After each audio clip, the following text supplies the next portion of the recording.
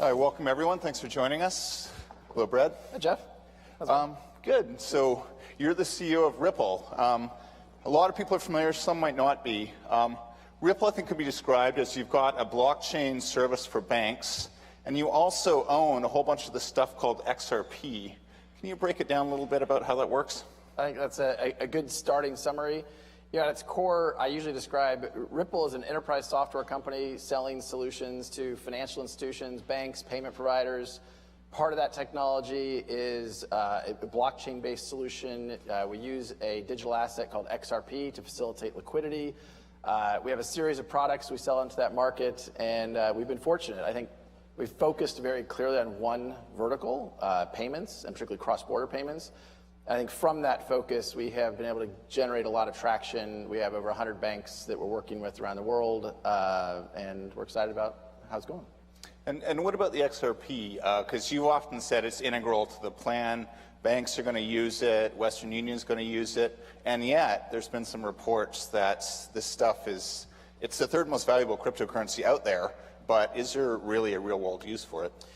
So one of the things I will start by saying, I think it's really important to understand the distinction between what Ripple is as a company and XRP is as an open source decentralized technology. And I think a lot of people conflate those. In fact, people have accused us of intentionally conflating them, and then we'll call them and say, no, please correct your story to separate. They're like, no, people don't understand the difference. Like, no, let's be clear. Ripple is different than XRP. We use XRP we build tech solutions on top of it. The primary product that we use today is called XRapid. And the way banks work today, if you're the bank of Jeff and I'm the bank of Brad, if we have a bilateral relationship and I've pre-funded dollars and I have, let's say, pesos, then we can settle using a product we have called XCurrent, and that's fiat to fiat.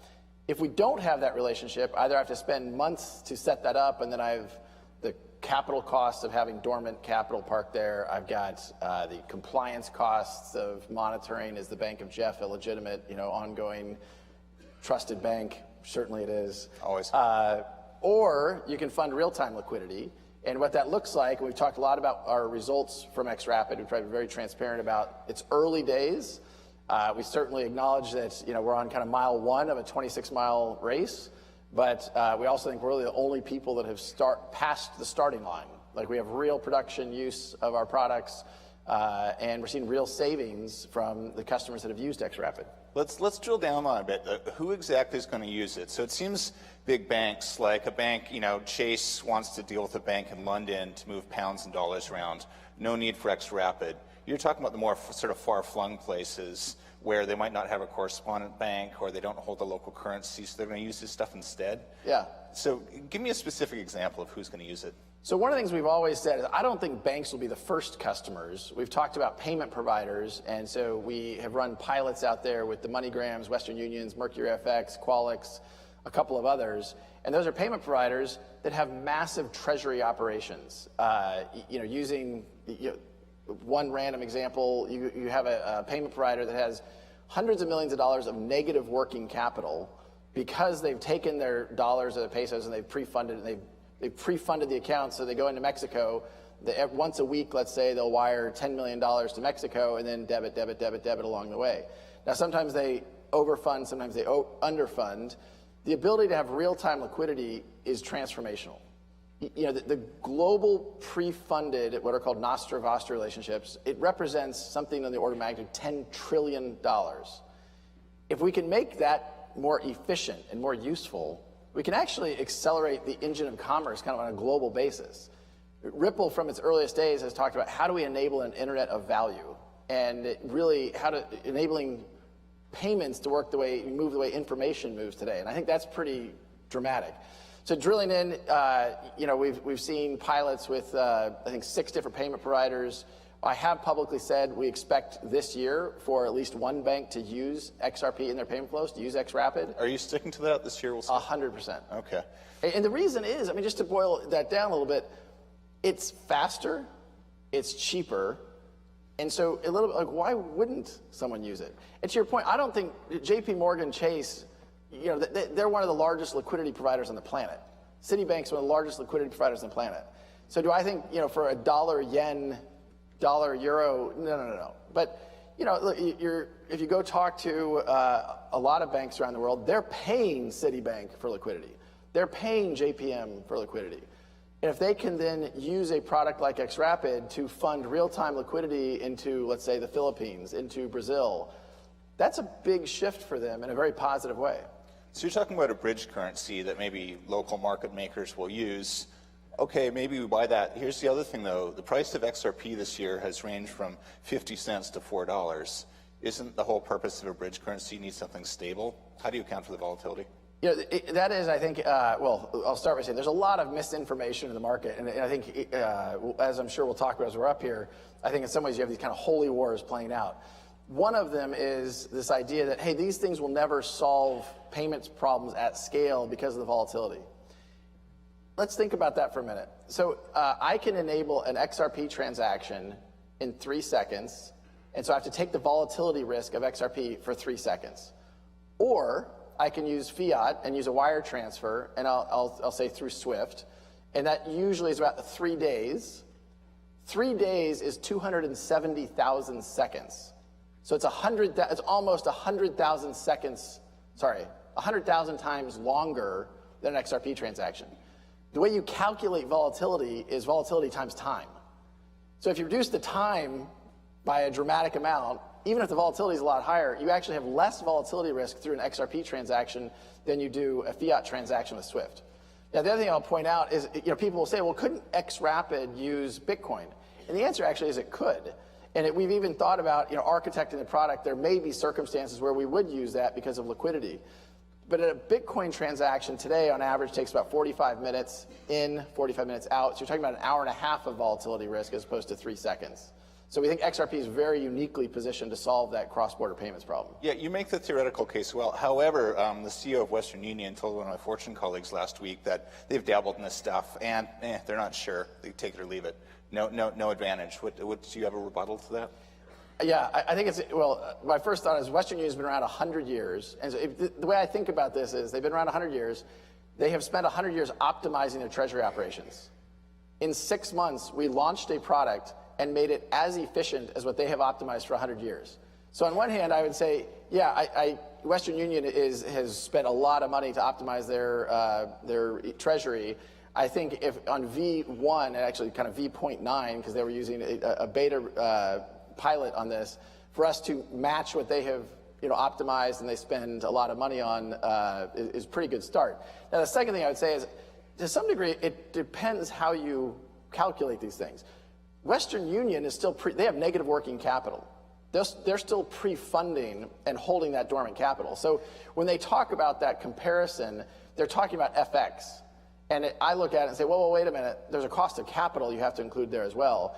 And so, I think Western Union, the CEO said, look, we don't see a cost savings, there's a lot of speed savings.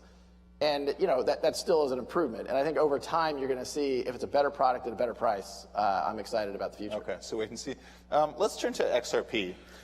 You make the distinction between Ripple and XRP, but the reality is Ripple owns a big mass of it. They own, I think, more than 50% of it, and they're releasing some in escrow every month. What's going on with that? Are you, the sales, are you changing your strategy there at all, or? No, we've been very transparent. We are, as you described, we are an owner of a lot of XRP, and in some ways not dissimilar than the early, crowd sale of the Ethereum token. 70% of the tokens were held by the founders. Ripple, the company, was granted a whole bunch of XRP tokens. We sell some. We use some as incentives in the marketplace to get customers engaged and even market makers to make very tight spreads. There's a flywheel and network effects, and once you get that moving, there's some significant efficiencies that can be driven.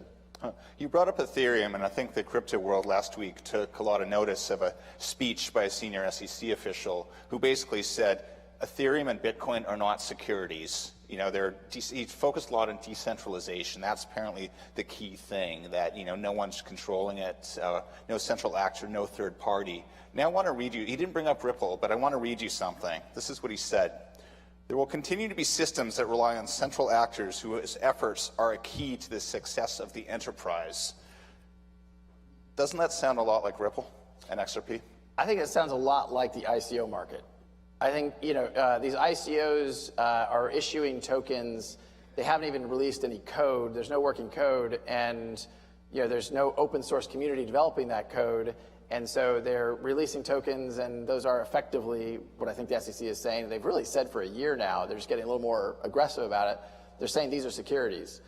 I think it's really clear that XRP is not a security. And I'll give you 3 key arguments here.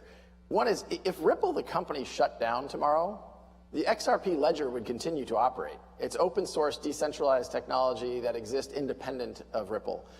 The second is, if you buy XRP, like the people buying XRP, they don't think they're buying shares of Ripple. Like there's a company called Ripple. We are a private company. We have investors. People have bought shares of Ripple, the company. But buying XRP doesn't give you ownership of Ripple. It doesn't give you access to dividends or profits that may come from Ripple. But doesn't your treasury management, because Ripple does have this hoard of XRP, won't that sort of inform the success of XRP in the long run? No, I don't think that our ownership of XRP gives us control. I mean, it is an open source, decentralized technology. Just because we own a lot of an asset, it's a little. Saudi Arabia owns a lot of oil. That doesn't give them control of oil. So I think there's a whole lot of examples where XRP behaves and acts a lot more like a currency, like a commodity. The third point, if the first one is it exists independently, the second one is it's the ownership point, and the third one really back to utility.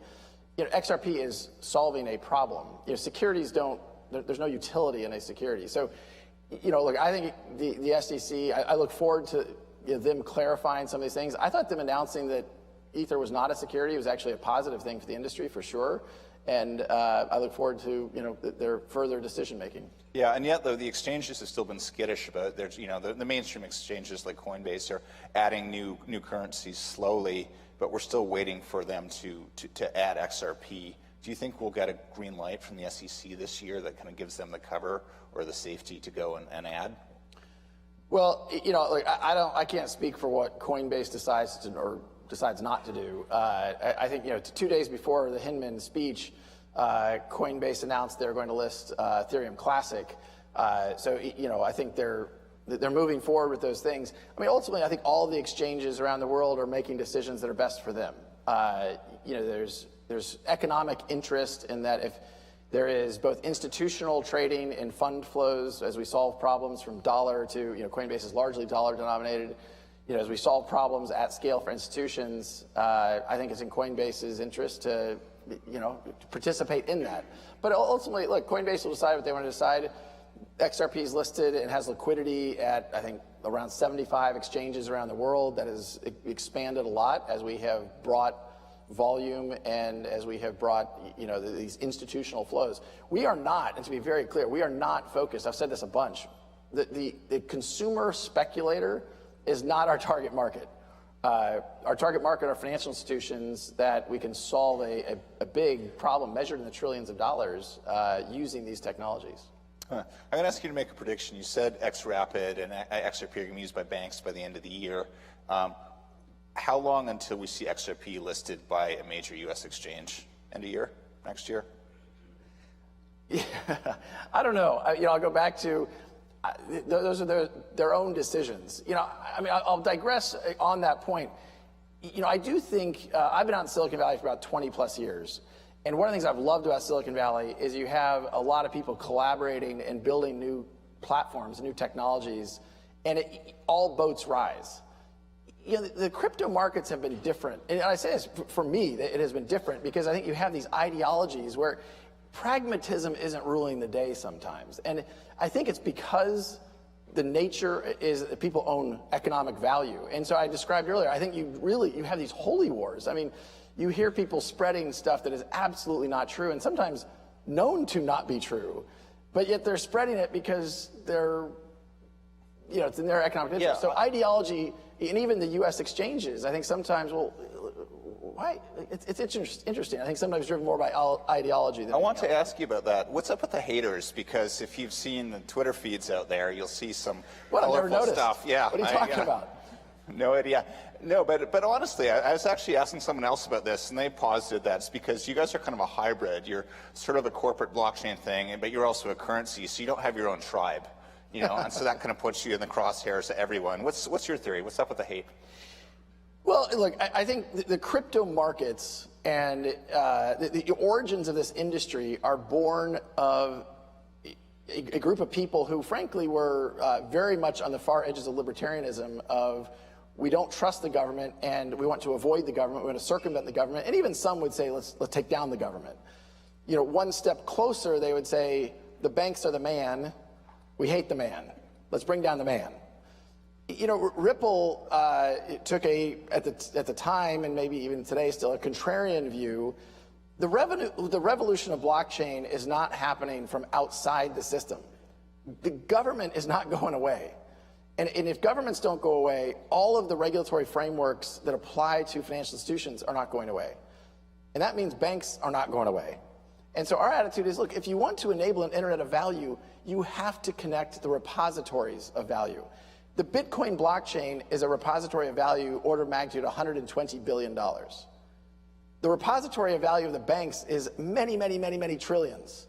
So if you really want to impact society, if you really want to change the nature of how our global economic infrastructure works, of course you want to partner with the banks. Of course you want to partner with financial institutions. But to your earlier point, I think that has made us unpopular with some that, they pray at the altar of certain cryptos, and they have an ideology and religion about it. I do think, I use holy wars. It's a crusade for some. Yeah, so you don't think Bitcoin's going to get rid of the Fed anytime soon? I don't think Bitcoin's going to get rid of the Fed anytime soon. But although, can I interject also, because I do pay attention sometimes to what the community says. Last week I was quoted as saying, Brad Garlinghouse is out bashing Bitcoin. Let me be very clear. I own Bitcoin. Hang on. The quote was about China. You said there's kind of I was going to get there. 4 pools in China control a lot of Bitcoin. 3 now. Okay, 3. Yeah. So break that down a bit. Well, I'll finish my one quick thought here. I own Bitcoin. I'm long Bitcoin. I am bullish on Bitcoin. But we should acknowledge and not spread misinformation. When we talk about something being centralized or decentralized, control is a key element. There are 3 miners in China. By the way, you can go to lots of websites to verify what I'm saying. There are 3 miners in China that control more than 51% of the hash rate of the Bitcoin blockchain. That means that an authoritarian state could choose, or first of all, those 3 miners could collude. I don't think that's going to happen. It's never happened. But an authoritarian state, the Chinese government does have something called the Great Firewall of China. We have seen examples where governments at more authoritarian states have intervened. It is, and by the way, if you control more than 51% of the hash rate, you can freeze transactions. You can do all kinds of stuff. What happens if, the next election, $100 million of Bitcoins given to Bernie Sanders and the Chinese government says, no, not so much? Yeah, I think it's a real worry. Do you think this actually should be a national security concern for the U.S. Treasury or the trade representative? I think the government should pay attention and be knowledgeable. And back to the ideology and the religion, there's so much misinformation out there. And people just kind of say, and it's even interesting, early on the SEC is like, well, Bitcoin clearly isn't a security because it's so decentralized. Well, how decentralized is it? If 3 miners can control the Bitcoin blockchain, that's just an interesting observation. Form of centralization. Yes. Interesting, provocative. But I am long Bitcoin, to be clear. I'm not bashing Bitcoin. How much Bitcoin do you own? Yes, how much cash do you have in the bank? Fair enough. Good response. All right, we're running out of time here. I'm a journalist. What do you think? Okay, real quick, Brad. We're supposed to play this game, overrated, underrated. All right. I've got 3 ones for you. The SEC. Underrated. Okay. I think the SEC, look, Ripple has been working with regulators around the world for a long time, and I want the SEC to be clear. I want the SEC to be assertive. I think once we go on to the ICO market, you and I probably talked last summer. I was, very early in the community to say, look, I think a lot of these ICOs are fraud. It turns out a lot of these ICOs are fraud, and I think agencies like the SEC should absolutely be getting involved. And so I say that they're underrated. I think they have a role to play here. Second one, overrated, underrated. EOS. My honest answer is I don't know. I just don't know. I'm sure many of you are aware, a $4 billion ICO, like, wow. Okay, final one. The Ethereum developer community called Consensus in Brooklyn. Overrated or underrated? Well, some of you were. Joe Lubin was out here yesterday and said Ripple's way overrated. So I guess, look, back to the Holy Wars. I want them to be successful. I don't compete with them. Like, they're working on, they have experiments, and I mean experiments going on in lots of verticals. Are they overrated? No, I'm excited for them. They're underrated. Okay, very diplomatic. Okay, it looks like we're out of time. Oh, I mean Thank you, everyone. Thank you, Brad. Good to see you. Ladies and gentlemen, from